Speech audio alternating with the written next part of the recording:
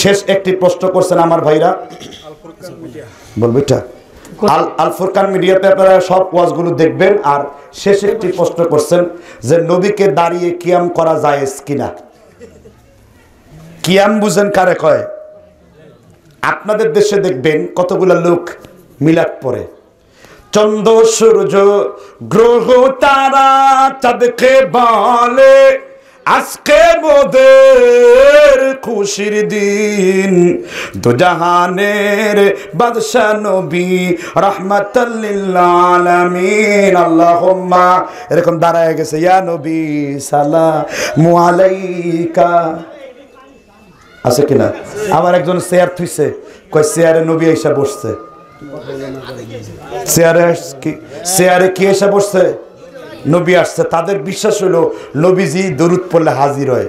তো আমি বললাম সিলেটের জকিগঞ্জে, নাম শুনছেন না, নবীজি চেয়ারে যে হাজির হয় আমি তো নবী দেখলাম না। কয় হুজুর গুনাহগাররা দেখতে পায় না।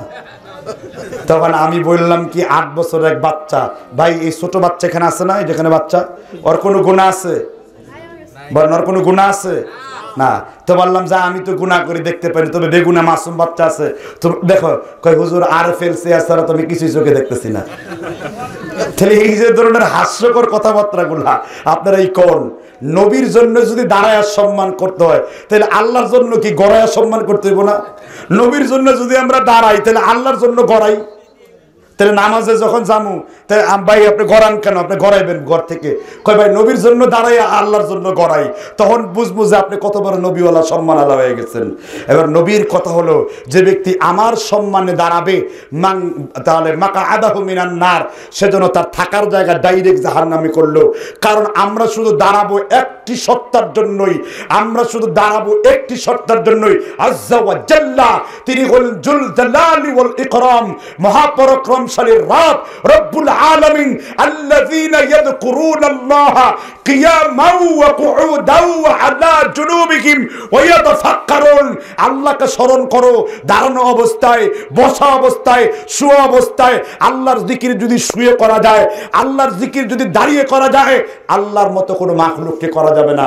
আমরা নবীর দরুদ পড়ব, দাঁড়াবো কেন? নামাজের মধ্যে কিয়াম আছে না? নবীর নাম শুনলে কি করতে হয়? দাঁড়াইতে হয়। তাহলে নামাজের মধ্যে বললেন আবদুহু ওয়া রাসূলুহু, দাঁড়ান নাই কেন? আপনি দাঁড়ায় দেখেন একদিন, ভাই দাঁড়ালেন কেন? কয় নবীর নাম শুনলে দাঁড়াইতে হয়। কিলঘুষি পড়বো কিনা কথা বলেন? হ্যাঁ, তাহলে এবার বলেন আমরা নবীকে দরুদ পড়বো, আর দরুদের জন্য দাঁড়াবার শর্ত নাই। রাসূলের কোন সাহাবা রাসূলকে দাঁড়িয়ে সম্মান করেন নাই, কারণ নবী সবসময় বলতেন নাসিন ফি ইয়াদিক রাদিন ফি হুকমিক, ওই আল্লাহর হাতে আমার জীবন আছে।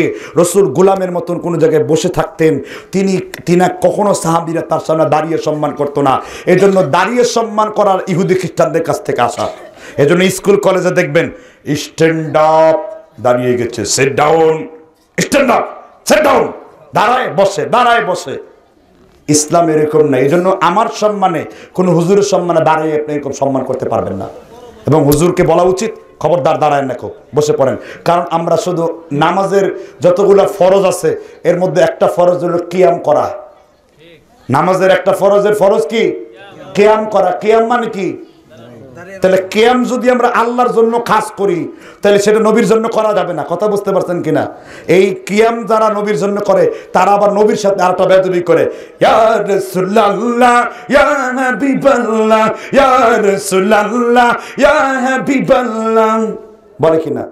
ভাই আমি যদি এই মুরব্বির ডাকে এই এদিকে আও, এটা কি বেয়াদবি না আদবি?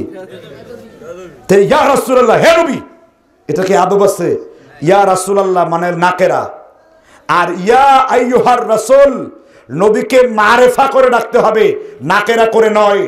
ইয়া আইয়ুহান নবী, যেখানে আল্লাহ তার নবীকে বলছেন ইয়া আইয়ুহার রাসূল, যেখানে আল্লাহ তার নবীকে বলছেন ইয়া আইয়ুহান নবী কুল লিয়াজওয়াজিকা ওয়া বানাতিকা ইয়া আইয়ুহার রাসূল, হে আল্লাহর নবী। তাহলে নবীকে মারেফা করতে হবে, হে আল্লাহর রাসূল।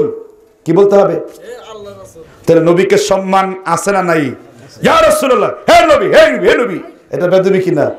তারাই আবার সুমা খেয়ে মরে। দেখছেন কিনা? আল্লাহ আমাদের হেদায়েত দান করুন। আমরা রসুলকে সম্মান করব। ভাই নবীরে সম্মান করতে যে আল্লাহ বানানো যাবে? যেমন ঈসা আলাইহিস সালামের লোকেরা কয় মরিয়ম আল্লাহর বউ আর ঈসা আলাইহিস সালাম আল্লাহর পুত। আর ইহুদিরা কয় ইন্না উযাইর ইবনুল্লাহ, উযাইর হলো আল্লাহর পুত্র আর আল্লাহ আমাদের নানা আর আমরা আল্লাহর নাতিপুতি। তাহলে এরকম হওয়া যাবে? এরকম হওয়া যাবে না। আমরা শুধু বলবো ওয়াহিদুল কাহ্হার, আল্লাহ ওয়া ইলাহুকুম ইলাহু ওয়াহিদ লা ইলাহা ইল্লা হুয়া ওয়া ইউহয়ি ওয়া ইউমীত, তিনি বাঁচান তিনি মারেন। ঠিক না ঠিক? আল্লাহ আমাদেরকে বুঝবার তৌফিক দান করুন।